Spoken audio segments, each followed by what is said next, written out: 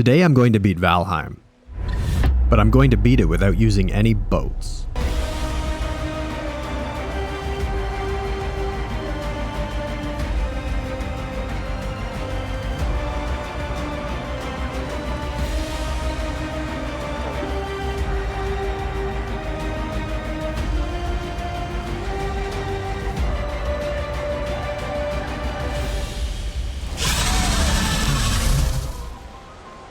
This is the story of Eric, who in his previous life was known as Eric Greengills, the seasick Viking. He was the laughingstock of his village. As everyone knows, Vikings are avid sailors. Alas, Eric refused to set foot on any boats, and he isn't about to change his ways here in Valheim. For this challenge, the rules are simple. I must defeat all bosses on the normal presets without using the raft, carve, longship, or drakkar. This means the run starts like a typical Valheim playthrough, as in most cases the starting island has everything you need for the early game. However, one major difference in this playthrough will be the strategies I employ to manage the headaches due to the lack of nautical transportation. With that said, I've come up with 4 key strategies for this run, with the first being location, location, location. When you can't just sail off in any direction, it's critical to survey as much as possible so you don't miss anything. So step 1 is mapping the perimeter of our starting island. Before committing to any off-island adventure, we need to know exactly what we're working with. If the starter island happens to contain multiple bosses, biomes, and key resources, we might not need to leave at all, at least not right away. The longer we can stay landlocked, the better. But instead of just running along the shore, we'll take this opportunity to highlight key strategy number 2. Practice makes perfect. Obviously, Michael Phelps didn't become the GOAT of swimming without putting in some laps. So by swimming the coast, we can safely level up swimming in advance of our first long-distance swim. Normally, swimming in Valheim is one of those things players do accidentally or ignore altogether, but in this playthrough, it's arguably our most important skill. Now, since swimming is ignored by most players, here's some info on the swim skill. Default swim speed is 2 meters per second and uses 3 to 6 stamina per second, depending on the skill level. You also gain 0.03 experience per second as you swim. This means that with a base stamina of 50 and assuming 0 skill, you can swim approximately 16 meters before you start drowning. Although I managed closer to 20 meters in testing. If we leverage the best stamina foods in the meadows, we can extend that to approximately 40 meters or better, as you gain the first few swim levels quickly. 40 meters might sound like a lot, but most islands are separated by much more than that. Which brings me back to key strategy number 1. We need to identify the shortest possible crossings to the neighboring islands. During my trip around the island, I was scouting, and despite the low render distance in this game, I was able to mark a few options on my map. While mapping the perimeter of our surprisingly massive starting island, I managed to do a lot more than swim practice and surveying. I was able to enter the Bronze Age with the help of some trolls, I stumbled into a swamp and took a scenic detour around a Draugr village. I even found the Elder Spawn, and somehow hauled an entire cart of materials back to spawn with me. Of course, it wasn't all smooth sailing, pun intended. The troll-assisted mining did lead to some unplanned respawn moments. But in the end, we leveled up swimming to level 23, scouted out some potential crossing points to neighboring islands, and even managed to plant a portal near the Elder Altar. At 20 in-game days, it was finally time to settle down and get serious. And this is where key strategy number 3 comes in. Preparation. Building a base near world spawn gave a solid foundation, somewhere to regroup, plan, and most importantly, brew stamina meads. Gear and weapons are great, but long-distance swimmers need stamina as a priority. But up until now, I had only managed to collect enough bronze for an axe, so it was finally time to take down Eikthyr and get our hands on the pickaxe. There's nothing special about the Eikthyr fight in this run, so we just take it down with the traditional method of campfires and the flint spear. One boss down, and now it's time to grind out some bronze. It takes several days, but eventually we have a decent supply of copper, tin, and Surtling cores. And by day 33, we finally have our first batch of stamina meads. One batch is only 6 meads, and before we attempt to leave the island, we're going to need to stockpile a lot more than that. But I'll explain their importance a bit later. While more are brewing, I decided to try and net some gear upgrades and see if I can take out that Draugr village. Turns out I can't, and I end up dying. After a few more in-game days, I managed to lure a 1-star troll into the swamp, and it takes out a couple of abominations. This allows me to craft the root harness, which I test out in that Draugr village, and this time we take them down. But after all these deaths, I decided to do some more swimming practice to recover some levels. And I end up getting really lucky to discover that there's also a Leviathan in the middle of the crossing where we're hoping to swim. This is great as it will offer a rest location partway through the swim. But even with Black Forest stamina foods, it's still way too far to make it without drowning. Luckily, there's a neat little trick you can leverage in Valheim. Remember when I said stamina meads were important? Well, in Valheim you can tread water indefinitely, if you still have even 1 stamina. You can also use meads while you're in the water. So in theory, this means you can swim forever, so long as you have enough meads and you don't start to drown. Here's how it works.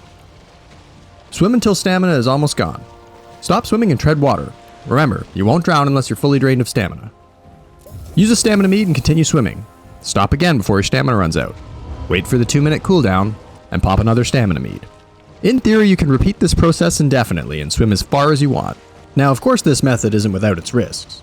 That 2-minute cooldown feels like an eternity when you are quite literally a sitting duck. And as I'm sure you already know, there are dangers out in the ocean. And Eric happened to get into quite a pickle on his crossing. First, I failed on key strategy number 3, and despite having my meads, I forgot to bring portal materials. Poor Eric had to turn back after catching his breath on the Leviathan. Things took a turn for the worse when a storm started on our way back to the spawn island.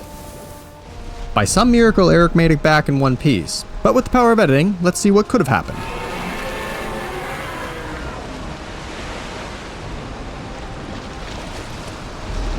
If this happens, there's really nothing you can do but accept your fate. Finally, on the second attempt, with my portal materials in hand, I made it to the other island. There was a decent-sized swamp on the coast, so I had to make sure to stay clear of its waters or risk the leeches coming out to kill me while I was stuck treading water. With the new island portal, it's time to finish up our spawn island business and defeat the Elder. Again, nothing special about this fight, but the altar had a strange spawn location being right at the coast, so that was kinda cool. Back to the new island, I headed into the swamp and found some turnip seeds and our first sunken crypt. I made a small smelting area on the new island and started to stock up on as much iron as I could. I also got lucky in the crypt and got the bone mass location, which didn't look too far, so once I got all the iron, I started to run across the island to get to bone mass. It was a bit of a journey and required some swimming, so it's a good thing we're expert swimmers now. Eventually I got to the bone mass swamp, and there were several crypts nearby which helped me boost my equipment. At this point I decided to do a little side quest and explore some inland mountains on my spawn island. I figured it'd be a huge help if I could snag some onion seeds and maybe get some silver before fighting bone mass. I did manage to find onions, but struck out on silver. I was getting pretty annoyed trying to prospect for silver with the stag breaker in a blizzard, so I gave up and went to face bone mass. And this fight was harder than it needed to be, mainly because I was rushing and did not fully upgrade my swamp tier gear. I died once, but I was able to take it down on my second try. Now equipped with the wishbone, I was able to locate silver in no time and quickly upgrade to the wolf cape. Not long after that, I cleared out a couple of frost caves and managed to find the motor regisphere. It ended up north of my spawn island, but not too far. There's also a decent location to swim across, which I was able to manage with the stamina mead swimming strategy. Of course, a storm starts once again, but lucky no serpents this time either. Once I located motor, I left a portal in the area and went back to the coast to explore the new island. It was at this point that I found Heldor and got myself the belt upgrade. I also located Hilder on the edge of a plains, and not far from a pretty large swamp. I decided this was a decent place for an outpost and smelting area as I was close to enough biomes to gather different types of metals. I spent a bunch of days mining silver and iron and smelting at my outpost, and was able to craft a silver shield, silver sword, Draugr Fang, and the Frostner, as well as the Drake helmet and wolf trousers. With all these upgrades, it was time to take on motor. Well, it pays to be prepared, and this fight went a heck of a lot better than bone mass, although I do feel like it takes forever to take motor down. And at the end of it all, we have our dragon tears, and of course the most useless power in this run. Now it was time to enter the plains. Near Hilder, I was able to swim to the west and get into a pretty large plains area. There were several fueling camps that had flax and barley, so I snatched some up, and was able to start a small farm next to Hilder. At this point I decided to move most of my production to the Hilder base, and protect it with a terrain wall perimeter. One of the most annoying aspects of a no-boat run was the inability to easily move metals around. This prevented me from properly upgrading my main base at spawn. But since I was able to source most of what I needed near Hilder, this base would be dedicated to all the new upgrades. After a while I realized that I was moving north and west, which didn't really seem efficient given I would eventually need to go to the Ashlands in the south. So I decided to head back to the Bone Mass Swamp and see how far south I could get. I was able to slowly make it south, but unfortunately I was also now moving quite a bit east due to the way that the islands lined up. I did however find a stone hedge with the EGLAIR regisphere, which is a first for me in hundreds of hours in this game. EGLAIR ended up being back to the northeast, so I scouted my way along the coast looking for new islands as I went. I spent a lot of time clearing the area around EGLAIR, as there were a couple of fueling camps and tar pits that were swarming with baddies. By this point I had managed enough resources to build a padded armor set, but I decided to skip on black metal weapons, as the silver sword and Frostner are well suited for EGLAIR. But it turned out the Yag battle was a bit of a disaster, and I really should have upgraded my armor. He was draining my health fast, and when I tried to bail, a death skeeto finished the job. I respawned and came back through my portal right away, but of course, the death skeeto was there and got me again. I nearly logged off for the day at this point, but I decided to give it one more try. This time I came back and got my revenge. But unfortunately, after all this time, Yagluth was nearly at the portal. And it turns out he didn't like it very much and blasted a hole through the rock it was sitting on. I collected the materials and built another portal, but now I had to kite Yagluth away from it. I got him back over to the spawn altar, but then I got myself cornered against a rock and he got me again. After a trip back through the portal and another classic Plains moment, Eric decided it was time to give it a rest and went to bed. The next day he woke up hoping day 133 would be a lot better, and it turns out it was. After a couple of trips to grab our loot, I changed my tactics and decided to get Yagluth from behind. And after all those deaths, he was finally defeated. With Yag defeated, I kept island hopping to the east and eventually found an island that was elongated towards the south. I followed the coast and had to cross between two swamp biomes. It's here that another water crossing method came in handy. Without a boat, swamps are not ideal, as the leeches can easily swarm you, and if you run out of stamina and have to stay still, it's certain death. However, in calm water, you can use a technique called cart surfing, in which you walk on the cart while it slowly moves forward, just fast enough to stay ahead of the leeches. But of course this all went to hell as my poison resistance meat expired and a welcoming party of skeletons came out to block my cart. Luckily I was able to get to shore, and I was delighted to run into the bog witch in this swamp, and a lot of crypts as well. I made a portal and was able to purchase the ingredients needed for a couple of new meads. The Ratatosk and Vandalier mead boost my swim speed and reduce the stamina used when swimming. This is an amazing bonus for this challenge as it massively increases your swim distance. Back to our test world with Plains level stamina food and both meads active, I can now swim well over 150 meters, which can be enough to cross between some islands.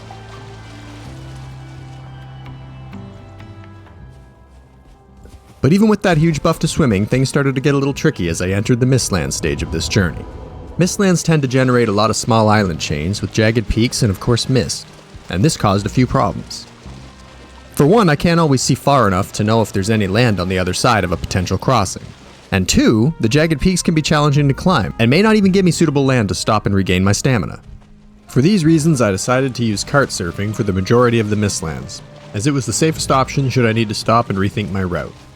While hopping between the small misty islands, I often came across diverger harbors that offered a place to stop and rest and some backup should enemies be around. This was fairly safe so long as I could avoid fights while helpless out in the water.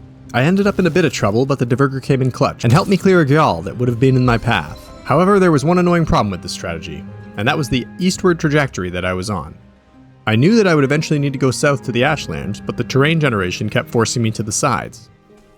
I also know that the Ashlands generates with the main islands more in the center of the world, so it was time to try and brute force myself south despite the challenging gaps of ocean. I know in theory I could cart surf or swim with stamina meads, but it was likely going to take a long time and inevitably leave me stranded in the middle of the ocean at night or in a storm. Therefore I decided to try another crossing method in which tamed locks are used. I had previously tamed one and left it in a small patch of plains, and now I was ready to give this a try. For this to work, I also needed to go back to the Leviathan I had found earlier and try to harvest the chitin to make a harpoon. Now credit for this strategy goes to Jiroc the Viking, who has a detailed video on the subject that I've linked in the description. Basically the idea is you can sit on the locks to regain stamina, and you can use the harpoon with friendly fire turned on to drag it along. You can also have the lock swim, but its stamina will eventually deplete and it will start taking damage. Therefore it's best to just drag it along and sit when you need a break. Now there are two major advantages to this method over something like cart surfing. For one, cart surfing is hard in rough seas, as the cart will bob up and down and be out of sync with you as the player. And the second reason is the locks can actually attack while swimming, which gives you a fighting chance if you encounter a serpent. So this is a good time to introduce our final strategy for this run, and that is to select the appropriate technique for the situation. For small rivers and streams, it's best to just swim. For larger rivers and straits where you can still see the other side, swimming with the stamina meads is a good option. Cart surfing is best used in swampy waters due to the leeches, or for wide ocean crossings if the surface conditions are calm. And finally, the locks method can be handy in rough seas or situations where you want a bit of insurance against serpents. Of course, high stamina foods and performance enhancing meads such as the Ratatosk and Vandalier are helpful in all situations. There is one drawback to the locks method, and that is that it's very slow and can be frustrating to manage. I personally was not having much luck with this method, so I decided to carry on with the island hopping in the Mistlands. This ended up adding a lot of extra travel time, but I did eventually work my way back to the center of the map. By this time I had cleared a couple infested mines, but I was still in search of the queen. That is, until I came across the best infested mine I have ever found. This one was loaded with 10 black cores, a couple seal breaker fragments, and the queen vegisphere. Although it was well guarded and I was killed while clearing it. The queen was, you guessed it, further off course to the east.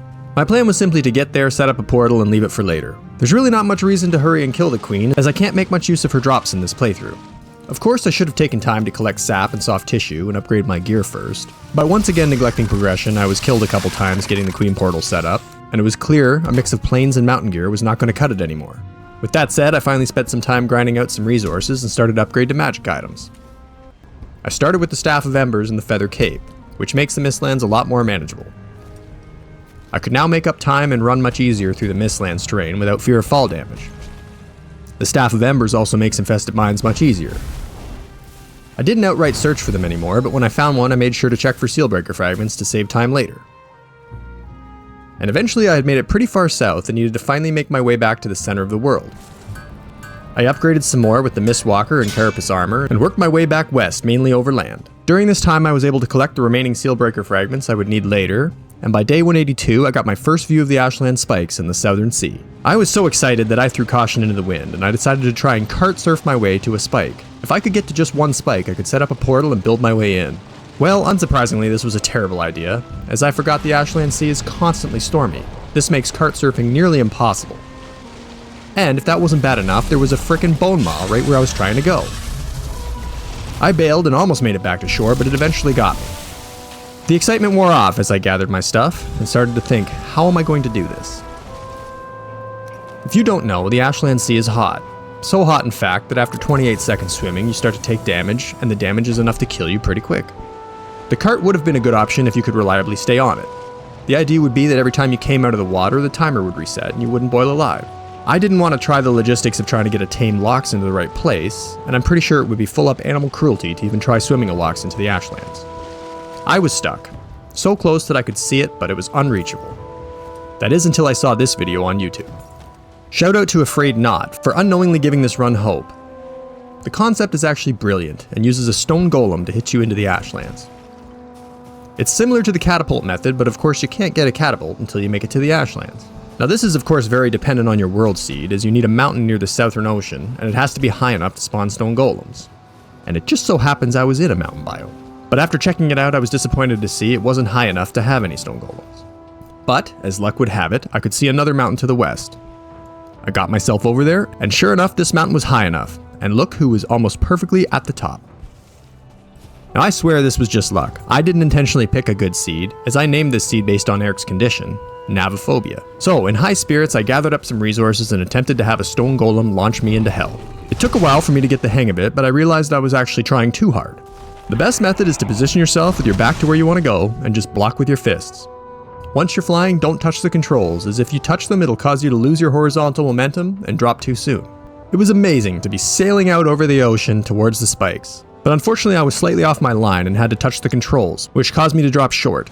This was a scary moment, but I swam like crazy and managed to get to the spikes before boiling alive. I don't think this would have been possible without the mead, so I'm glad I properly prepared for this outcome. Once on the spike I made a portal and went to change my underwear. So there you have it, the easy part was over. Now I need to bridge my way to the mainland. Okay, so here's the plan. Get as high up on the spikes as I can, and build a platform towards the next closest pillar. I can't get all the way there, but with the feather cape I should be able to jump and glide to adjacent spikes. Worst case, I'll need to swim the difference, which is fine if I can do it fast enough and don't have any mobs on my tail. This process worked fairly well, and I was able to make progress inland. However, a few small problems start to occur the closer you get to the mainland. For one, the water becomes more and more deadly the closer you get, and the vultures end up spawning more often. The water problem is somewhat mitigated by the number of spikes and the distance between them that seems to improve the closer you get. But the vultures are annoying, and if they surprise you, they can easily knock you into the water. Taking them out with a bow or making sure to block them works pretty well though. Oh, and did I mention the firestorms? Well yeah, occasionally it rains fire, which can burn your wooden bridges if you're unlucky. Eventually I made it close enough that I could see land, and with one final push, I officially set foot on the Ashlands mainland.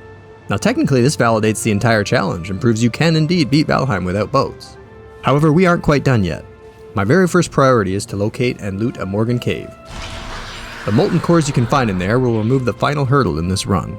I didn't need to go far to find a Morgan cave, and I'm not sure if things were glitching out, but it didn't seem like it was occupied. With some molten cores, I can finally deal with the major logistics issue of a no-boat run: transporting metals. The stone portal finally allows me to set up a complete base and produce equipment with less hassle. I decided to empty out my spawn base and fully set up the base near Hilder. Now all that's left is to tie a bow on this challenge and defeat the final 2 bosses. I decided I might as well push for some Ashlands upgrades before facing the Queen, so now we need to find a fortress. It's time to run the gauntlet, as fortresses are usually inland and the Ashlands gets pretty busy when you get in the thick of it. But after a lot of kiting, I located a fortress and started to work on my method of entry. I like to use a natural high point nearby or make my own if needed, and use ranged attacks to chip away at the scugs and the chard before jumping in and cleaning up the rest. With this strategy, I was able to clear 4 forts and gather the required bell fragments as well as a lot of other great loot. But as always, it seems that getting to the forts is more difficult than the forts themselves. Anyway, with a bunch of upgrades and some fancy new Thundering Berserker axes, it was time to go back and pay a visit to the Queen. Now of course I forgot my Wisp Light, but I was beating into her pretty good, even if she was playing hide and seek with me.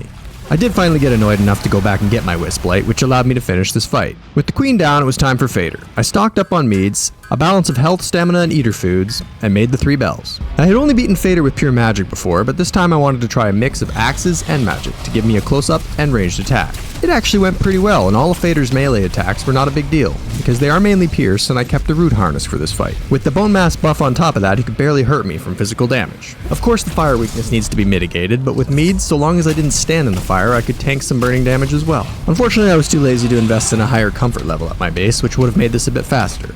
I ended up needing to take a trip home to rest and repair halfway through the fight, but I managed to take down Fader without dying. So there you have it, Valheim beaten without ever crafting a single raft or boat.